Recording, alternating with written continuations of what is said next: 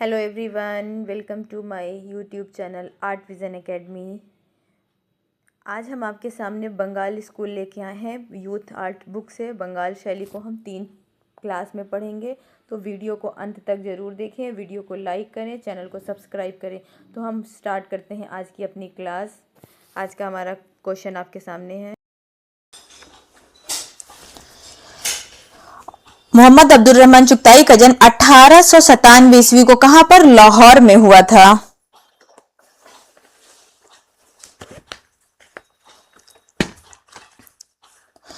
अब्दुल रहमान चुगताई के वंशज मुगल शासन के भवन में शिल्पी का कार्य करते थे। जामा मस्जिद, लाल किला, ताजमहल आदि के क्या शिल्पकार थे? चुगताई अवनींद्रनाथ टैगोर के शिष्य थे तथा आपने लंदन से छापा कला की शिक्षा ली थी। भारतीय अंग्रेज सरकार द्वारा आपको क्या कहा जाता था? खान बहादुर की उपाधि मिली थी या खान बहादुर का खिताब मिला था? Chughtai Mayo college of art Lahore में क्रोमोलिथोग्राफी के क्या थे? व्याख्याता रहे हैं। नेक्स्ट क्वेश्चन है, यामिनी राय ने किस शैली से अपने चित्रण से प्रेरणा ली थी? तो यामिनी रंजन राय ने बंगाल के पटचित्रों से। अजंता भित्ति चित्र, कैलेंडर, मुगल। नहीं, यामिनी रंजन राय बंगाल के पटचित्र थे। और अजंता से बात आएगी तो नंदलाल बसु अजंता के सबसे नियर करीब में थे, या अजंता से प्रभावित कौन थे? नंदलाल बसु। टीजीटी 16 का क्वेश्चन है ये। यामिनी राय ने बंगाल के पटचित्रों से अपने चित्रण में से प्रेरणा ली थी। समकालीन कला को आधुनिक परिवेश में भारतीय बनाए रखने का श्रेय यामिनी राय को है, जिन्होंने लोक कला को अपना मूल आधार बनाकर उसमें आधुनिकता की सांस फूंक दी। प्रारंभ में यामिनी राय पोर्ट्रेट पेंटिंग से कला साधना की शुरुआत की, किंतु बाद में बंगाल की ग्रामीण लोक कला की ओर उनका ध्यान आकृष्ट हुआ था। यामिनी राय ने पश्चिमी शैली के अनुकरण पर बढ़ रही भारतीय कला को क्या नया मोड़ दिया? वह माटी की गंध को अनुभव कर विशुद्ध बंगाल के लोक कला रूपों में अपने चित्रों का विषय बनाया था।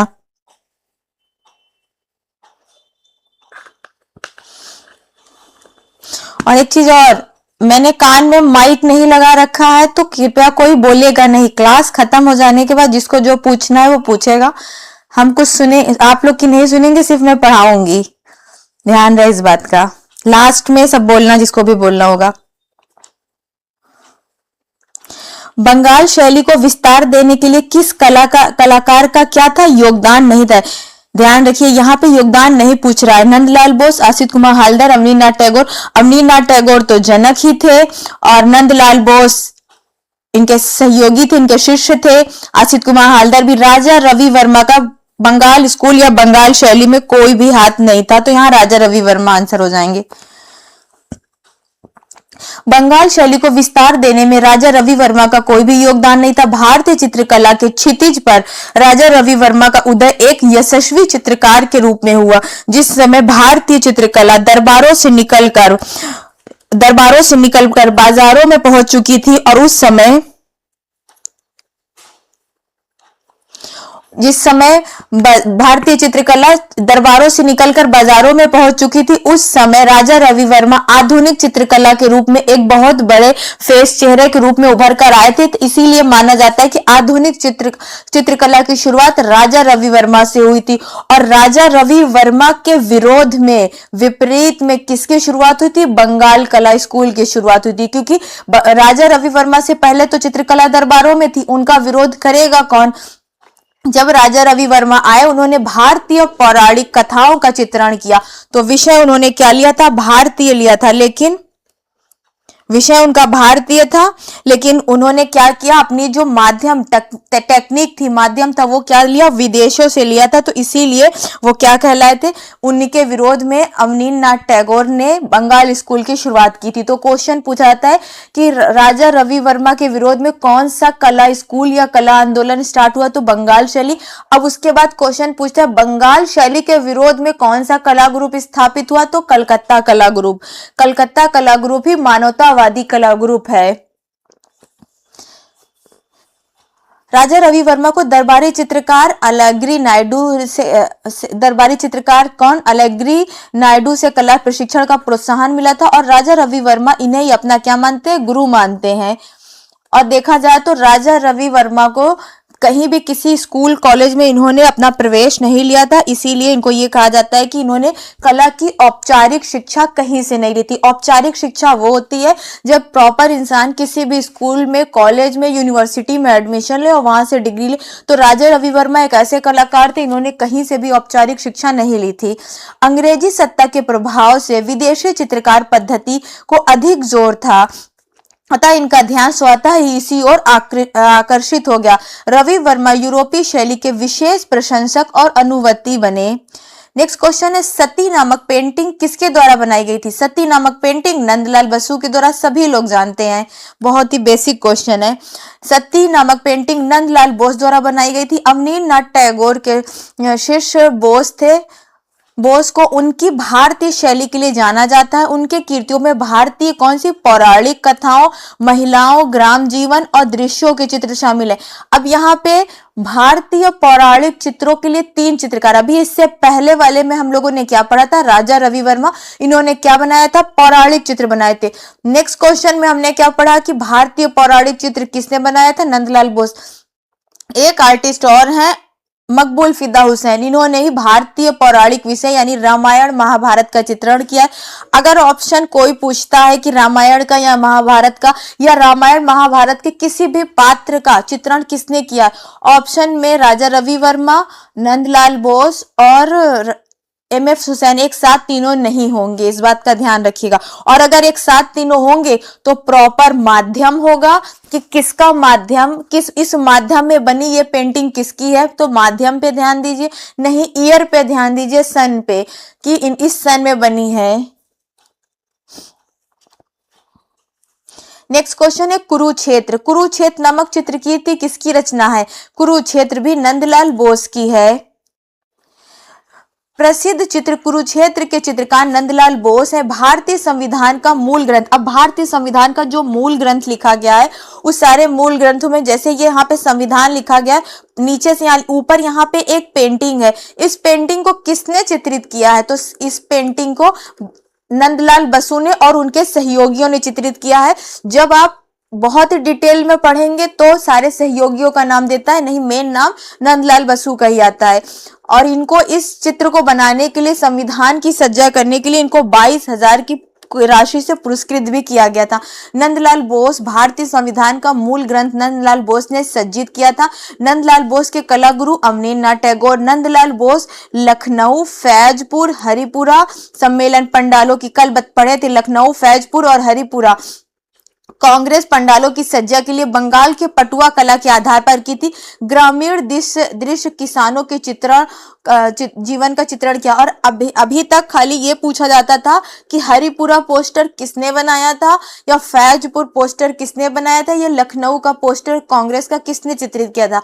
उसके बाद थोड़ा सा डिटेलिंग में गए, क्वेश्चन पूछे कि हरिपुरा का क्या था, किसान था, मानव जीवन था, क्या था। अब नॉर्मल आज के समय में जो इसका माध्यम चेंज कर रहे हैं, तो हरिपुरा से रिलेटेड पेंटिंग का नाम पूछ लेते हैं। तो थोड़ा सा गूगल करके हरिपुरा में किस किस पेंटिंग को चित्रित किया गया था और किस तरह से, उसको जरा देख लीजिएगा आप लोग।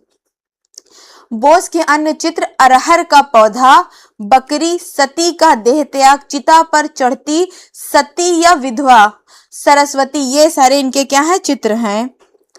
फिर है कथन है, नंदलाल बोस ने कला भवन में विद्यार्थियों तथा शिक्षकों के बीच सहयोग की प्रणाली विकसित करने का प्रयास किया था, क्योंकि जो शिक्षक कार्य करने से बचने लगे थे, विद्यार्थियों को उनसे कुछ ना कुछ अवश्य मिलेगा नहीं। ये गलत हो जाएगा क्योंकि उस समय सभी कार्य करते थे, आज की जैसा माहौल नहीं है। ये सही हो जाएगा, तो ए सही और गलत।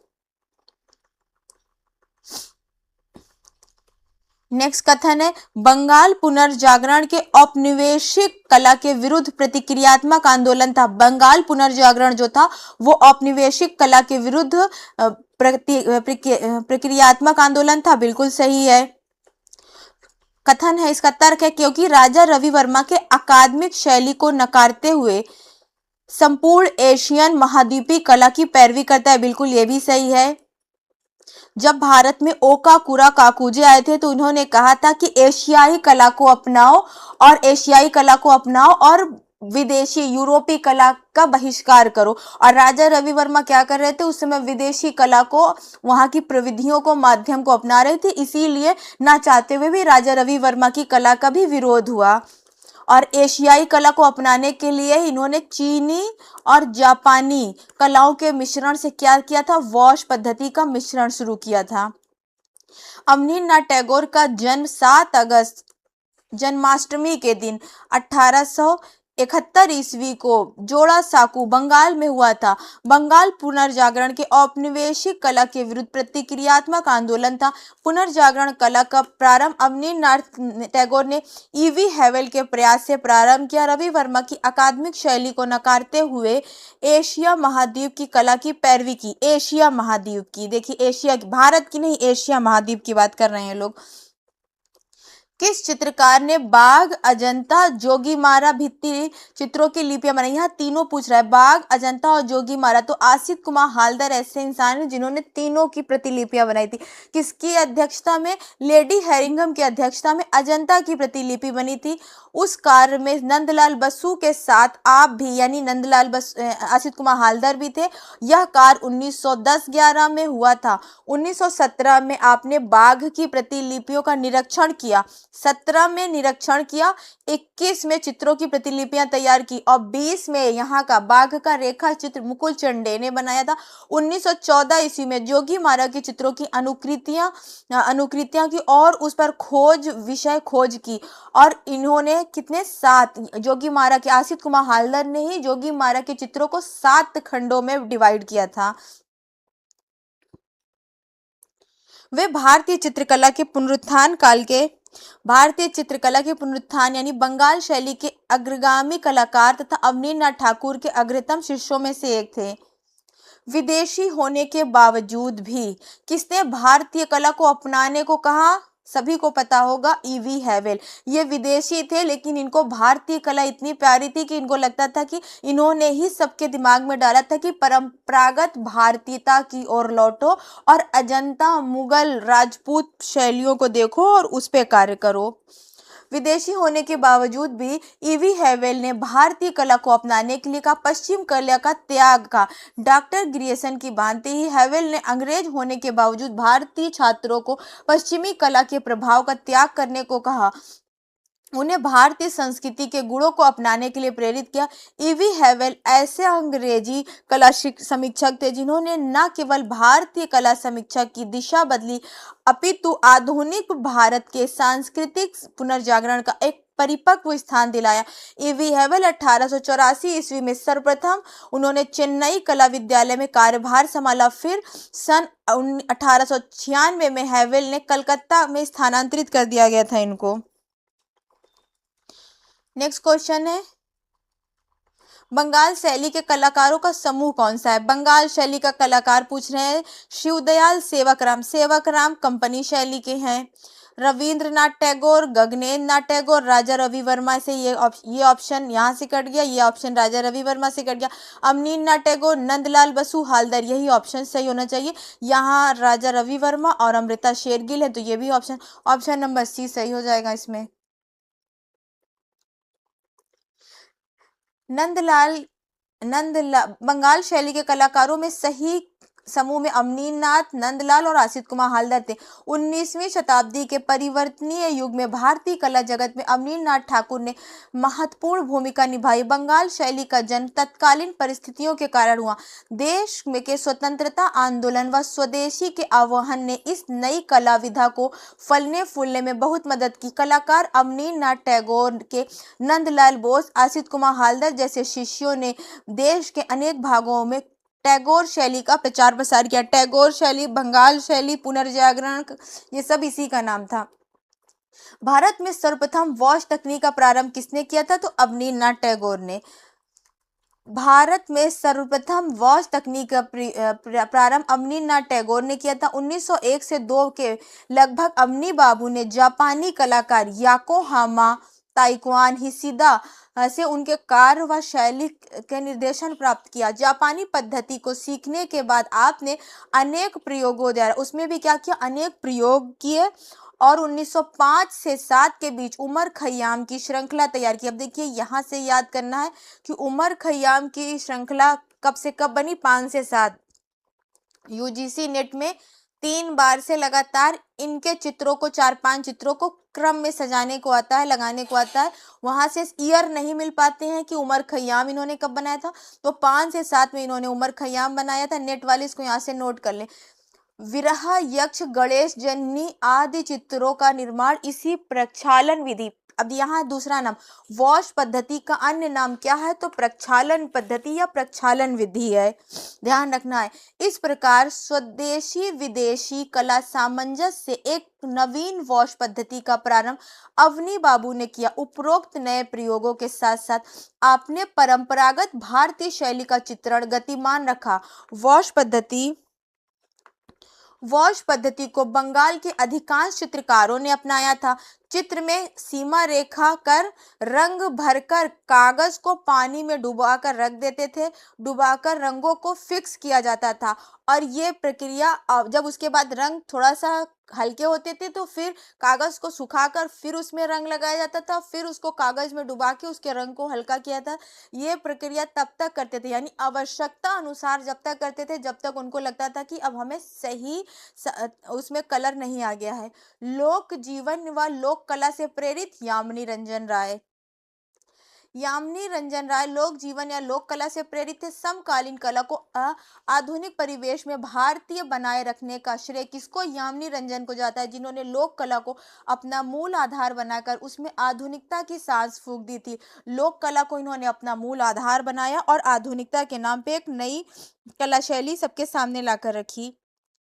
लोक जीवन व लोक कला से प्रेरणा लिए थे। कला को पश्चिमी चित्र संसार का लुभावना रूप भी इन्हें शिक्षण संस्थान में रोक नहीं पाया।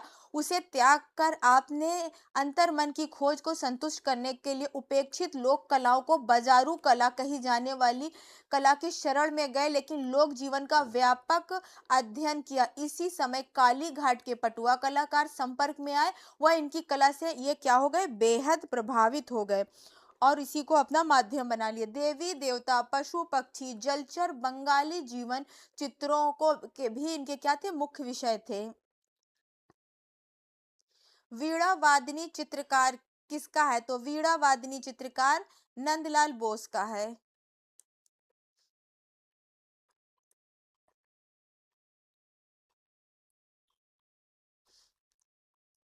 वीणा वादनी चित्र के कलाकार नंदलाल बोस थे। नंदलाल बोस का जन्म 1882 ईस्वी को खड़गपुर बिहार में हुआ था। नंदलाल बोस अवनींद्रनाथ टैगोर के प्रमुख शिष्यों में से एक थे। इनके 4 शिष्यों का स्तंभ था, नंदलाल बोस, असित कुमार हालदर, के वेंकटप्पा और एक लोग और थे, क्या नाम था उनका, याद आता है तो बताते हैं। शांति निकेतन में विद्यार्थी नंदलाल बोस को मास्टर मोसाइक का नाम कहकर पुकारते थे क्षितिनाथ मजूमदार। शांति निकेतन में नंदलाल बोस ने कारु संघ की, ये देखिए कारु संघ की स्थापना किसने किया था, नंदलाल बोस ने किया था। इस कारु संघ का मतलब वही था कि जो कलाकार आर्थिक रूप से संपन्न नहीं है वो कलाकार चित्रों को बना के इस कारु संघ के माध्यम से क्या करें, चित्रों को अपना बेचकर अपने जीवन यापन को चला सकते हैं, जिसमें कलाकार जीविकोपार्जन कर सके। नंदलाल बोस को भारत सरकार द्वारा दिए जाने वाला पद्म विभूषण 1954 में प्राप्त हुआ। ये लाइन यहाँ से याद कर लीजिए। यह पुरस्कार प्राप्त करने वाले पहले कलाकार थे, पहले भारतीय कलाकार नंदलाल बसु, जिन्हें पद्म विभूषण 1954 ईस्वी में प्राप्त हुआ था। कलाकार का नाम, नेक्स्ट क्वेश्चन है, उस कलाकार का नाम बताइए जिसका जन्म 7 अगस्त 1871 को, अगर हम पीछे कहीं देखें तो अभी हम लोग पढ़ के आए कि अवनींद्रनाथ टैगोर का जन्म 7 अगस्त 1871 ईस्वी को जन्माष्टमी के दिन हुआ था। 7 अगस्त 1871 को हुआ था। बाकी इनकी डिटेलिंग पढ़ी चुके हैं, आगे पढ़ते हैं। आपने परियों की कहानी काले सफेद, कल के क्वेश्चन को भी हम लोग ध्यान रखें तो कहाँ परियों की कहानी काले सफेद रेखा चित्र अमूर्त घनवादी किसका था, गगनेन्द्र नाथ टैगोर का।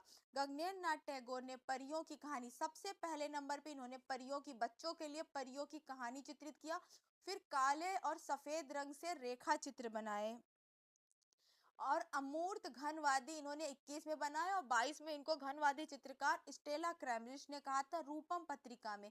गगनेन नाट्य के चित्रणकार पूर्ण रूप से समझने के लिए इसे कितने 5 भागों में बांटा गया है।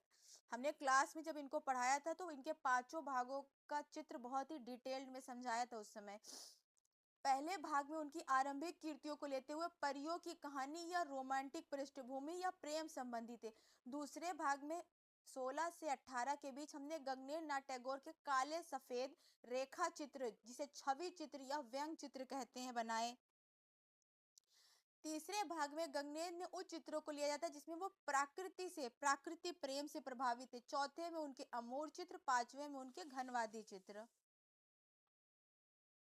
नेक्स्ट क्वेश्चन है सुमेलित करना है, मैचिंग करना है, मिलान करना है। तो सबसे पहले देखिए सती का समय नहीं याद है कोई बात नहीं। भारत माता सबसे कब बना है 1905 ईस्वी में। तो बी का 2 किसमें, बी में 2 है। ये देखिए बी में 2 यही में ऑप्शन यही से निकल गया आंसर नंबर डी। एग्जाम में अगर ऑप्शन ना पता हो तो ऐसे ही आंसर निकाल लिया करिए। अब हम देखते हैं सती कब बनी थी। तो सती 1943 ईस्वी में बनी थी। फिर भारत माता 1905 में, शकुंतला 1870 ईस्वी में, राजा रवि वर्मा लास्ट सपर 1940 में। लास्ट सपर एम.एफ. हुसैन ने भी बनाया है, फ्रांसिस न्यूटन सूजा ने भी बनाया है और वेस्टर्न का तो सभी को पता ही होगा कि लास्ट सपर किसने बनाया है। सती चित्र नंदलाल बसु का 43 में बना है, भारत माता 1905 में, शकुंतला रवि वर्मा का 70 में और लास्ट सपर अंतिम भोज एम.एफ. हुसैन ने 1940 में बनाया था। नेक्स्ट क्वेश्चन है काली घाट पटचित्र द्वारा प्रेरित कलाकार का नाम बताइए। अब बताइए काली घाट से प्रेरित कौन था। कई बार पढ़ चुके हैं, जयमिनी राय, यामिनी रंजन राय। काली घाट शैली से प्रेरित कलाकार यामिनी रंजन राय थे। कला को पश्चिमी चित्रकला संसार का लुभावना रूप इन्हें शिक्षण संस्थान को रोक नहीं पाया।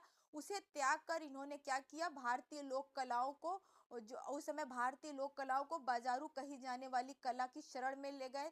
जिस समय वहां की लोक कला थी उस समय भारत में विदेशी कलाकार बहुत ज्यादा आ चुके थे और बंगाल के सारे जितने भी मंदिर के बाहर चित्र बनाते थे और उसको बेचा करते थे। तो वो भारतीय लोक कला तो थी लेकिन वो सिर्फ बेचने के उद्देश्य से बनाई जाती थी, इसलिए वो बाजारू कला कही जाने लगी थी। तो उसी बाजारू कला को देखकर इन्होंने वहां जाके उससे अध्ययन किया और उसी से चित्रकला को प्रभावित हुए और एक अपनी कला को एक नया रूप दिया। इनके चित्र कौन कौन से हैं यहाँ से देखिए, इनके चित्र याद कर लिए। ढोलक वादक, संथाल स्त्रियां, भेंट, सीता की अग्नि परीक्षा, टैगोर और बापू, पुजारी ने रथ यात्रा, घोड़ा गाड़ी, माँ और शिशु। 1929 से सन और 36 तक के मध्य कला विद्यालय लाहौर में सहायक निर्देशक पर कार्य किया। नेक्स्ट क्वेश्चन फिर कथन से है। रविन्द्रनाथ टैगोर ने अपने जीवन के अंतिम चरण में अधिकतर स्वयं के रूप चित्र बनाए। कथन ये सही है। इन्होंने अंतिम समय में रविन्द्रनाथ टैगोर ने 68 जब उनकी एज 68 होती है या 69 उस समय से वो क्या करते हैं, चित्रण करना शुरू कर देते हैं। तो ये कथन सही है। वे सभी कभी भी फ्रायडवादी मनोविश्लेषण सिद्धांतों से प्रेरित नहीं थे। नहीं, वो अभिव्यंजनावादी थे तो वो इसी से प्रभावित है। तो यहाँ नहीं है तो ये गलत हो जाएगा। तो ऑप्शन ए सही है और ये गलत है। तो सी वाला कथन ए सत्य है किंतु 2 असत्य है।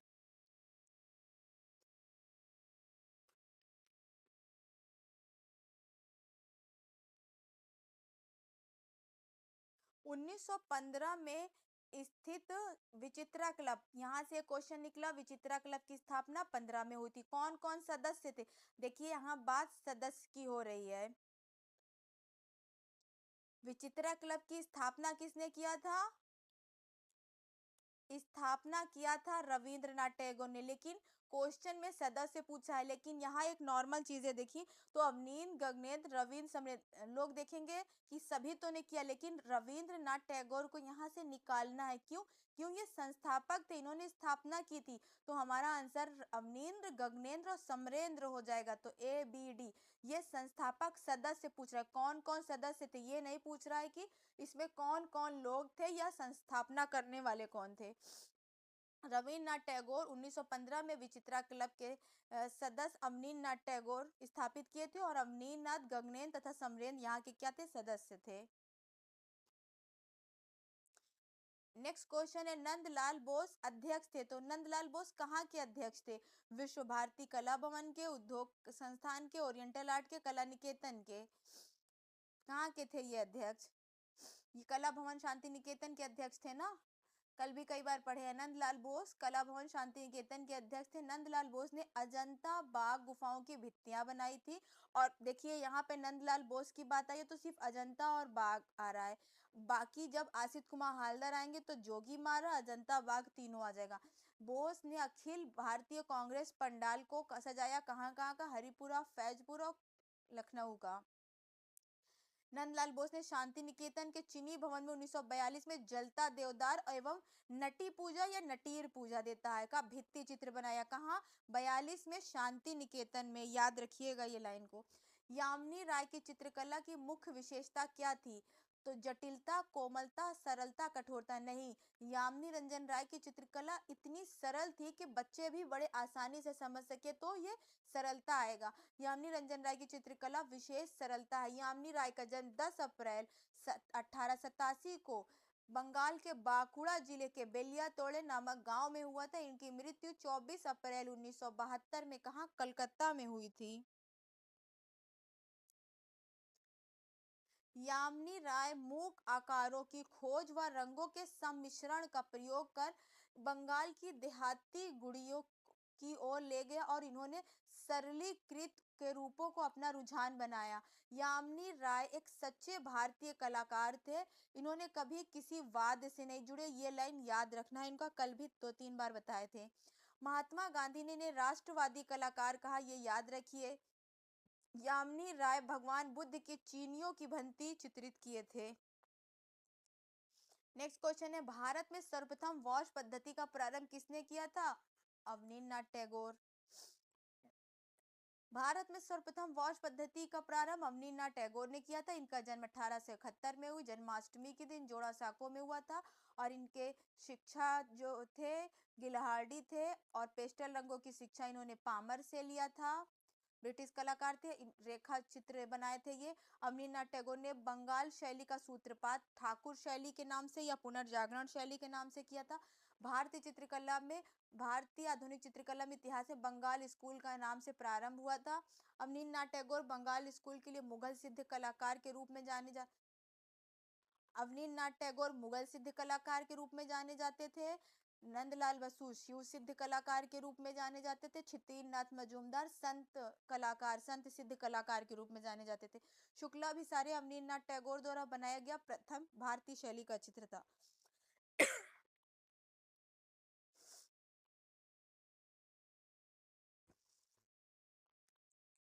रवीन्द्रनाथ टैगोर ने चित्र बनाना किस उम्र में शुरू किया था? तो अभी हम लोगों ने बताया 68 या 69 रहता है अक्सर, तो यहाँ 60, 65, 40 और 70। वैसे देखा जाए अगर ऑप्शन नियरेस्ट माना जाएगा तो 70 हो सकता है, लेकिन ये यहाँ पे स्टार दे दिया है। रवीन्द्रनाथ टैगोर द्वारा चित्र हरियाणा टीजीटी में आया था। उस समय के आंसर की चेक करेंगे तो पता चलेगा कि आयोग ने क्या आंसर माना था। रवीन्द्रनाथ टैगोर ने चित्र बनाना आरंभ अपने अंतिम चरण में लगभग 67 वर्ष की अवस्था में किया था। रवीन्द्रनाथ टैगोर का जन्म 2 मई 1961 ईस्वी को पश्चिम बंगाल के जोड़ा साको में हुआ था और इनकी मृत्यु 1941 में हुई थी। इनकी मृत्यु पर ही, जब रवीन्द्रनाथ टैगोर की मृत्यु हुई थी तो इनकी मृत्यु पे 1941 ईस्वी में अवनींद्रनाथ टैगोर यानी इनके भतीजे ने लास्ट महाप्राण, लास्ट जर्नी नामक चित्र बनाकर अपनी तूलिका को क्या किया था? त्याग दिया था। उस चित्र में ऑरेंज कलर की टोन थी, सूरज डूब रहा था और एक ऊंट अपने आगे के पैर को घुटने से तोड़ा हुआ और जमीन में एकदम थके हुए कंडीशन में था। वो पेंटिंग इन्होंने अवनींद्रनाथ टैगोर ने रविंद्रनाथ की मृत्यु के पर बनाकर और अपनी तूलिका को त्याग दिया था। कब? 1941 ईस्वी में। रवीन्द्रनाथ टैगोर के चित्रण की आधुनिक शैली को अपनाया और समन्वयात्मक शैली नाम दिया। रविन्द्रनाथ टैगोर को आधुनिक भारतीय चित्रकला का प्रथम चित्रकार कहा जाता है। रविन्द्रनाथ टैगोर को आधुनिक चित्रकला का पिता या पितामह, इनको आधुनिक चित्रकला का पिता या पितामह क्यों कहा जाता है? ना ये सबसे पहले चित्रकारी करे थे, ना इन्होंने किसी भी कला विद्यालय की स्थापना की थी, लेकिन ये ऐसे पहले भारतीय कलाकार थे जो अंतरराष्ट्रीय लेवल पर फेमस हुए। इनके चित्र कहाँ गए? विदेशों तक गए। राजा रवि वर्मा ने चित्रण तो किया था, लेकिन कभी विदेश नहीं गए थे, ना विदेश में उनकी प्रदर्शनी हुई थी।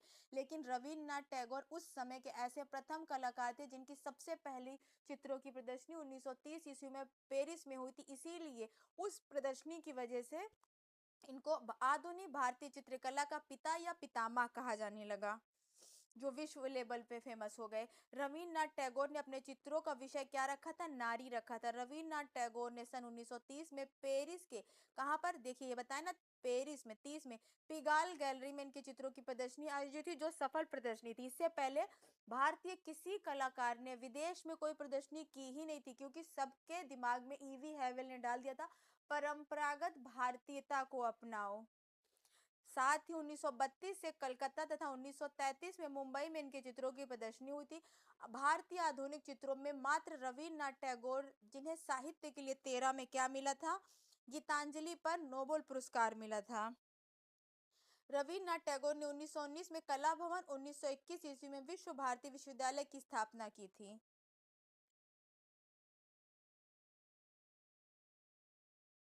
नंदलाल बोस ने हरिपुरा कांग्रेस के तंबू में क्या चित्र बनाए थे? वस्तु चित्र, व्यक्ति चित्र। यहाँ हरिपुरा की बात आ रही है। हरिपुरा में इन्होंने पोस्टर बनाया था। पोस्टर में कोई भी विषय हो सकता है, आगे देखेंगे। नंदलाल बोस ने हरिपुरा के तंबू में पोस्टर चित्र बनाए थे। नंदलाल बोस लखनऊ कांग्रेस अधिवेशन के छात्रों के साथ मिलकर भारत कला प्रदर्शनी आयोजित की। वह पुनः सन 37-38 में फैजपुर अधिवेशन के मंच व तोरण सज्जा की, और 37-38 में हरिपुरा में क्या बनाए? पोस्टर बनाए। हरिपुरा कांग्रेस के पंडाल की सज्जा की। पल्ली अधिवेशन में किसान जीवन बनाया। नंदलाल बोस को कई बार एक्सप्लेन कर चुके हैं। आगे बढ़ते हैं, क्वेश्चन बहुत सारे हैं। भारत में पहली बार वॉश चित्रकला पद्धति का इस्तेमाल किसने किया था? बंगाल शैली में। किसने? अवनींद्रनाथ टैगोर ने।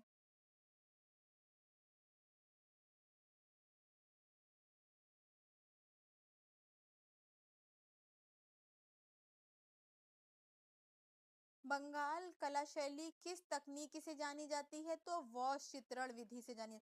बंगाल कला शैली वॉश तकनीक के लिए जानी जाती है। चीनी जापानी के वॉश तकनीक में कोमल तकनीकी से कोमल रंगों से मधु प्रभाव प्रतिपादन बंगाल शैली की प्रमुख विशेषता थी। वॉश पद्धति को बंगाल के अधिकांश चित्रों को अपनाया। चित्र में सीमा रेखा कर रंग भरकर कागज को पानी में डुबोकर रंगों को फिक्स किया। इस प्रक्रिया को बार बार दोहराकर चित्र पूर्ण किए जाते थे। टेम्परा अंडे की जर्दी रंग या रेंगने के किसी भी प्रकार के मेल से गाढ़ा बनाकर पानी को वाहक के रूप में पतला बनाने वाला माध्यम बनाकर अंडे को टेम्परा बनाते थे। पानी में घुलनशील अनेक प्रकार के माध्यम क्या कहलाते हैं? टेम्परा कहलाते हैं। बंगाल शैली के प्रमुख चित्रकार कौन थे? तो बंगाल शैली के प्रमुख चित्रकार अवनींद्रनाथ टैगोर, हुसैन मेनन, रवि वर्मा तीनों नहीं थे। अवनींद्रनाथ टैगोर अवनी बाबू थे।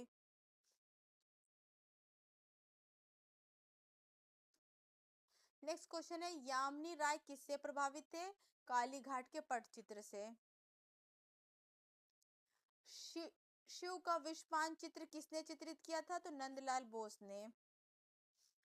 यामिनी राय को नंदलाल बोस को कई बार एक्सप्लेन कर चुके हैं। सेम सेम चीजें आती हैं, इसलिए आगे बढ़ रहे हैं।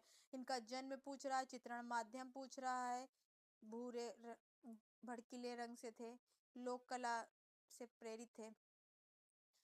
शिव का विश्वपान चित्र नंदलाल बसु का है। नंदलाल बसु का जन्म बिहार मुंगेर में हुआ था, और 1939 ईस्वी में इन्होंने बड़ौदा के कीर्ति मंदिर में भित्ति चित्र बनाए थे। नंदलाल बसु ने कारू संघ की स्थापना की, जिसके लिए कलाकार का जीविकोपार्जन हो सके। 1966 में नंदलाल की मृत्यु शांति निकेतन में। चित्र सती, सती का देह त्याग, भीष्म, एकलव्य, कृष्ण, अर्जुन आदि हैं। वीणा वादनी किसका चित्र है? तो वीणा वादनी नंदलाल बसु का चित्र है। वीणावादनी प्रसिद्ध चित्र नंदलाल का है। नंदलाल जन्म 1882 में बिहार के मुंगेर में खड़गपुर में हुआ था। शांति निकेतन में मास्टर मोसाए और टेम्परा वॉश जल रंग, पेंसिल, स्याही, रंगीन pen, linocut, dry point, mount board, tempera आदि पद्धतियों में लगभग 10,000 से अधिक चित्रों का निर्माण किया। इसीलिए इन्हें नव बंगाल शैली का प्रवर्तक माना जाता है। इनसे पहले किसी भी कलाकार ने वॉश पद्धति के चित्रण में टेम्परा को नहीं यूज किया था। ये ऐसे पहले कलाकार थे जिन्होंने वॉश पद्धति में तो कार्य किया बंगाल शैली की तरह, लेकिन भारतीय प्राचीन में जो अजंता का टेम्परा माध्यम था, उस वॉश के बाद उन्होंने उसमें क्या कर दिया, टेम्परा का यूज कर दिया। इसीलिए ये क्या कहलाए, नव बंगाल शैली के प्रवर्तक कहलाए। तो बंगाल शैली के प्रवर्तक कौन थे? अमीना टैगोर। नव बंगाल शैली के प्रवर्तक कौन थे? नंदलाल बसु। नंदलाल बोस ने माइकल एंजेलो एवं राफेल के चित्रों की प्रतिकृति अनुकृति बनाई थी। 10 से 14 के बीच आनंद कुमार स्वामी सिस्टर निवेदिता के साथ संयुक्त लेख कौन सा था? Myths and legends of the Hindus and Buddhist के चित्र बनाए थे। नंदलाल बोस द्वारा भित्ति चित्र भी निर्मित किए गए, जो कला भवन शांति निकेतन के कहां पर? कीर्ति मंदिर बड़ौदा में देखने को मिलते हैं। नंदलाल बोस का 2 जगह पे भित्ति चित्र मिलता है, शांति निकेतन और कीर्ति मंदिर में। नंदलाल बोस ने या बसु ने 1921 में बाघ गुफा की चित्रों की अनुकृतियां बनाई, कांग्रेस अधिवेशन की सज्जा की थी, भारत कला प्रदर्शनी आयोजन किया था और इनके चित्रों में मीराबाई, कुरुक्षेत्र, काली नृत्य, महिषासुर मर्दनी आएगा। तो नंदलाल बोस का सिर्फ महिषासुर आएगा, तो तैयब मेहता का होगा, याद रखना। सिर्फ महिषासुर, तैयब मेहता, महिषासुर मर्दनी, नंदलाल बोस। सरस्वती, मायावती आश्रम आदि इनके चित्र हैं। के हेब्बर के चित्र मुर्गे की लड़ाई, श्रद्धा, माँ बेटी, अज्ञात की ओर, अजंता, दीपावली। डीपी राय चौधरी के चित्र श्रम की विजय, रविन्द्रनाथ टैगोर का प्रमुख चित्रों का माध्यम नारी था। भारत का पिकासो किसे कहा जाता है? जॉर्ज कीट, अमृता शेरगिल, यामिनी राय, उपयुक्त में से कोई नहीं। देखिए यहाँ पे एम.एफ. हुसैन का जिक्र ही नहीं है, तो यहाँ आंसर क्या हो जाएंगे? यामिनी रंजन राय। भारत का पिकासो, इन केस इस क्वेश्चन में आंसर एम.एफ. हुसैन भी होते तो यामिनी राय को ना प्राथमिकता देके एम.एफ. हुसैन को प्राथमिकता दी जाती। अब यहाँ पे कुछ कला उपाधियां हैं। कला सम्राट बीसी सान्याल, ये याद कर लीजिए, नोट्स बना लीजिए, यहाँ से क्वेश्चन बन सकता है। रंगों का सम्राट चुगताई, मोरों का चितेरा देवकी नंदन शर्मा, भैंसों का चितेरा परमानंद चोयल, रंगों का जादूगर निकोलस रोरिक, मास्टर मुसाई या शिव सिद्ध नंदलाल बोस, संत कलाकार छितिनाथ मजूमदार। ऐसे ऐसे डिस्क्रिप्शन से इंपॉर्टेंट चीज निकाल के छोटे छोटे कागज में लिख के पेस्ट कर लीजिए टेबल पे सामने। लास्ट मोमेंट तक याद रहेगा, क्योंकि पूरी बुक बंद होने के बाद नहीं याद रहती है कि कहाँ से क्या पढ़ना है क्या नहीं पढ़ना है। रूपम कला नामक प्रसिद्ध कला पत्रिका का प्रकाशन कब आरंभ हुआ था? तो 1919 ईस्वी में। 1907 ईस्वी में सर वुडरॉफ जॉन की सहायता से Indian society of oriental art की स्थापना अवनींद्रनाथ टैगोर गगनेंद्र नाथ ने की थी और 1919 में यहीं से क्या रूपम पत्रिका निकाले थे? कौन? Ganguly, O C Ganguly. Ideals of Indian art ओ का किसकी है? आइडियल्स ऑफ इंडियन आर्ट, ये ईवी हैवेल की है। ईवी हैवेल एक अंग्रेज कला समीक्षक थे। 1884 में चेन्नई, जिसे पहले मद्रास कहा जाता था, कला विद्यालय में कार्यभार संभाला। फिर 96 में कोलकाता में स्थानांतरित कर दिए और यहाँ आपने एक शिक्षक के रूप में प्रिंसिपल पद ग्रहण किया। और आपकी कुछ पुस्तकें हैं, कौन कौन सी है? भारतीय मूर्तिकला चित्रकला 1908 की, भारतीय कला के आदर्श, भारत में कलात्मक औद्योगिक पुनर्जागरण का आधार, हैंडबुक ऑफ इंडियन आर्ट 1920, भारतीय चित्रकला में Himalaya, ideals of Indian art, पवित्र नगर बनारस, भारत में आर्यों का शासन। इनकी पुस्तक याद कर लीजिए। जो इंपॉर्टेंट है मैं बताते चल रही हूँ, जो बहुत इंपॉर्टेंट एकदम नहीं उसको मैं खुद ही छोड़ते चल रही हूँ। भारतीय कला के पुनर्जागरण के प्रमुख नेता, पूछ रहे तो अवनींद्रनाथ टैगोर हो जाएंगे। वॉश तकनीकी अंग्रेज चित्रकार कौन थे? तो वॉश तकनीकी में अंग्रेजी चित्रकार रविन्द्रनाथ टैगोर, अमृता शेरगिल, राम किंकर बैज, अब्दुल रहमान चुगताई थे। क्यों? अंग्रेजी चित्रकार, वैसे देना नहीं चाहिए, लेकिन ये इनका संबंध पाकिस्तान से था।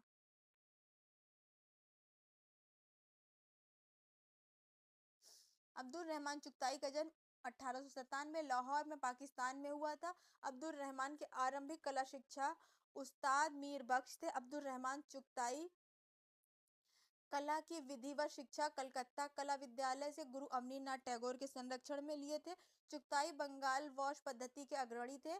चुगताई को पाकिस्तान के प्रथम राष्ट्रीय कलाकार माना जाता है। चुगताई को रंगों का सम्राट, और विभाजन के बाद चुगताई कहाँ चले गए थे? पाकिस्तान जाके बस गए थे। Indian society of oriental art की स्थापना कब हुई थी? 1907 ईस्वी में। अगेन एंड अगेन बता के आए। नंदलाल बोस के प्रसिद्ध चित्रों का नाम बताइए। संथाल परिवार, चिल्ड्रेंस, जादूगर पार्थ सारथी इनका फेमस चित्र है। नंदलाल बोस का प्रसिद्ध चित्र पार्थसारथी है, जिसे 1912 में बनाया गया था। 1909 में चैनिका काव्य संग्रह के चित्र बने थे। सती, गंधारी, भीष्म प्रतिज्ञा, सावित्री, यम, नौका विहार। 10 में पद्मिनी और भीम सिंह, एकलव्य और अहलोदर चित्र बनाए थे। 11 में धनुर्विद्या सिखाते द्रोण। 1913 में उमा की जल समाधि, शिव का विषपान, ये सारे चित्र इनके बने हैं।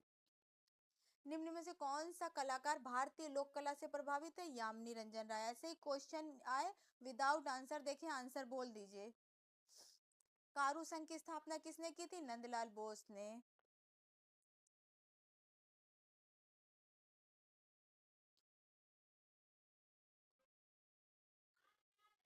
निम्न में से कौन the introduction to Indian artist anatomy पुस्तक के लेखक है?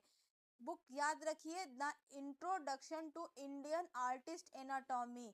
अवनीनाथ टैगोर इस पुस्तक के लेखक हैं। अवनीनाथ टैगोर एक अच्छे कलाकार होने के साथ साथ एक आदर्श शिक्षक, कला समालोचक, साहित्यकार, रंगमंच अभिनेता, संगीत एवं शिल्पी भी थे। ये अवनीनाथ टैगोर की विशेषता है, याद रखना है। अवनीनाथ टैगोर द्वारा रचित ग्रंथों में भारतीय शिल्प परिचय 1900, भारतीय शिल्प षडंग जिसे 6 लिम्बस ऑफ पेंटिंग कहा जाता है, और बंगलार वृत्त 1900, the introduction to Indian artist anatomy इनकी पुस्तक है। बंगाल के महान संत चैतन्य महाप्रभु के आध्यात्मिक जीवन पर निम्न से किसने चित्रण किया था? तो छितिननाथ मजूमदार ने। छितिननाथ मजूमदार को संत कलाकार कहा जाता है। मजूमदार का जन्म 1891 में मुर्शिदाबाद बंगाल में हुआ था। कलकत्ता आर्ट कॉलेज व शांति निकेतन में अवनीनाथ टैगोर के सानिध्य में रहकर पूर्ण किए। मजूमदार जी वैष्णव संप्रदाय के अनुयायी थे। उनके चित्रों के विषय धार्मिक थे, जिनमें प्रमुख कौन था? चैतन्य महाप्रभु के जीवन पर श्रृंखला, गीत गोविंद आदि। नेक्स्ट क्वेश्चन है, निम्न में से किसने लकड़ी पर वार्निश पद्धति से चित्रण बनाए जिसे लेसिट कहा जाता है? कौन थे? आसित कुमार हालदार। लेसिट माध्यम या लेसिट माध्यम। यूपी एलटी 2018 में यहाँ से क्वेश्चन बना था, याद रखिए सभी लोग। लेसिट लासिट पद्धति पूछी गई थी। असित कुमार हालदर का जन्म 1890 ईस्वी में कोलकाता में हुआ था। कला शिक्षा government school of art Kolkata से ली गई थी। कला गुरु अवनीनाथ टैगोर थे। 1910 में लेडी हेरिंगम के आमंत्रण पर नंदलाल बोस के साथ अजंता की प्रतिलिपियां बनाई थी। 14 में समरेंद्र के साथ जोगीमारा की प्रतिलिपि बनाई थी। 21 में नंदलाल और सुरेंद्र के साथ बाघ की प्रतिलिपि बनाई थी। हालदर ने लकड़ी पर वार्निश लगाकर लेसिट माध्यम चित्रण किया, विकसित किया। हल्दर ने बंगाल स्कूल की प्रचलित पद्धति में आपकी कला का विकास किया, और आपने तैल रंगों, टेम्परा, जल रंग के विविध प्रयोग किए। कास्ट पर यानी लकड़ी पर क्या किया? लाख की वार्निश से टेम्परा पद्धति में चित्रण करके एक विशिष्ट तकनीकी का प्रयोग किया, जिसे क्या कहा गया है? लिकनर या लेसिट विधि कहा गया है। असित कुमार के चित्रों में अकबर एक निर्माणकार, झरने की आत्मा, जंगल की आत्मा, हवा की शक्ति, ऋतुओं का नृत्य, चैतन्य एवं डाकू आदि था।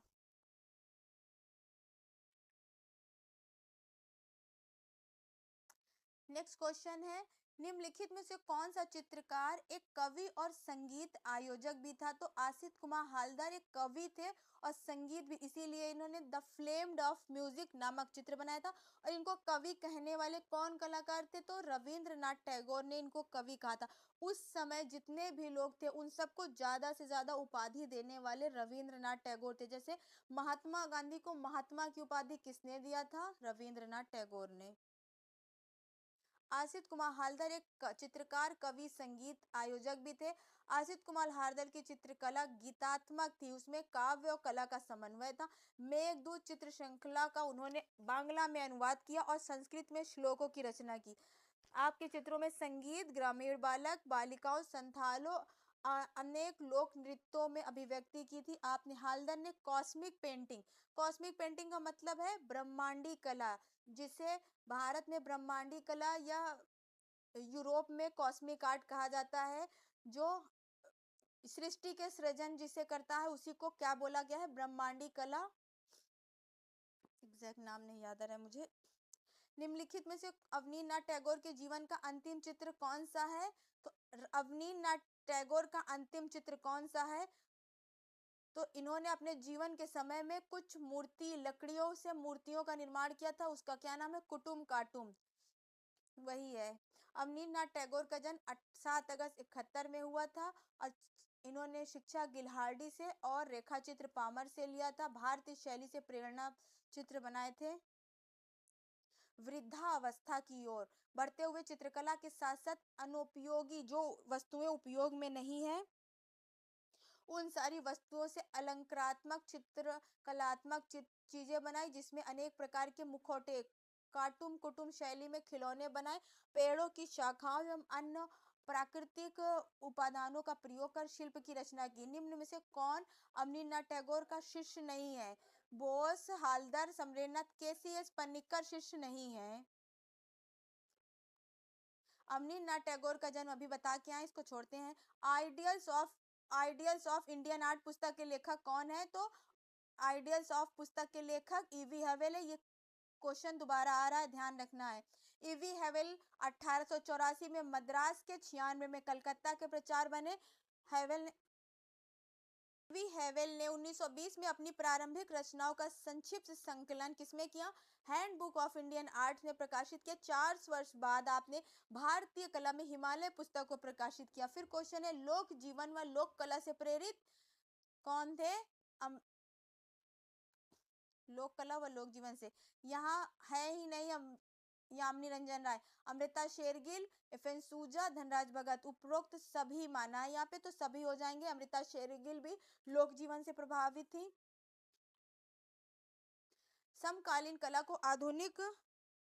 समकालीन कला में आधुनिक परिवेश में भारतीय बनाए रखने का श्रेय यामिनी रंजन राय को जाता है, जिन्होंने लोक कला को अपना मूल आधार बनाया था। यामिनी राय ने अपनी कला का प्रारंभ पोर्ट्रेट चित्रों से किया, किंतु बाद में बंगाल की ग्रामीण लोक कला की ओर उनका ध्यान आकृष्ट हुआ। यहाँ पे पूरा यामिनी रंजन राय की डिटेलिंग दी है। वीणा वादिनी चित्र किसका है? तीसरी बार आया क्वेश्चन, नंदलाल बसु का है। हरियाणा पीजीटी 20 में पूछा गया था। इनका डिस्क्रिप्शन पढ़ चुके हैं। उस कलाकार का नाम बताइए जिसका जन्म 7 अगस्त 1871 को हुआ था। अवनींद्रनाथ टैगोर। 3 टाइम में क्वेश्चन आ चुका है। आपने परियों की कहानी, काले सफेद रेखा चित्र, अमूर्त घनवादी, गगनेन्द्र नाथ टैगोर। 3rd टाइम में क्वेश्चन आया है।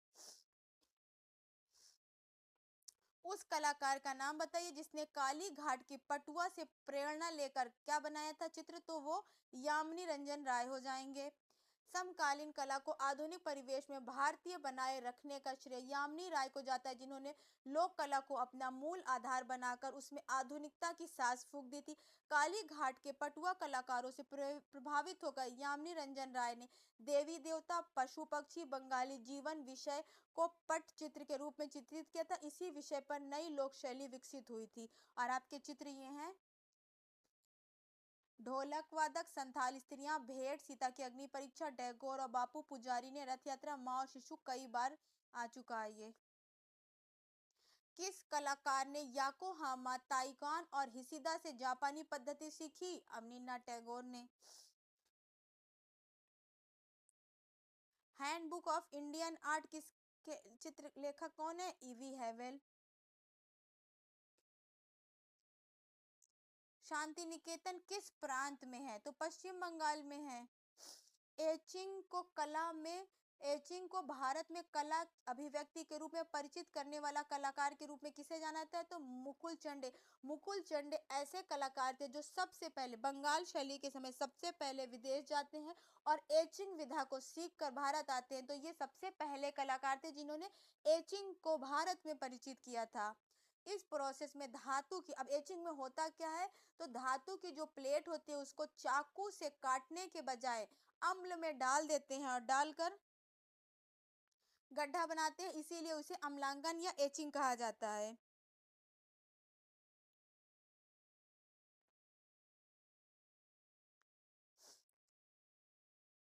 एचिंग को कॉपर के प्लेट का प्रयोग किया जाता है। एचिंग में नाइट्रिक अम्ल का प्रयोग किए जाते हैं। एचिंग को भारत में कला अभिव्यक्ति के रूप में पहचान कराने वाले सबसे पहले कलाकार कौन थे? मुकुल चंडे थे। मुकुल चंडे को ड्राई पॉइंट एचिंग का अगुआ कहा जाता है। कहाँ का? भारत का। आज यही स्टॉप करते हैं, बाकी आगे कल बढ़ाएंगे। किसी को कोई समस्या हो तो पूछ ले।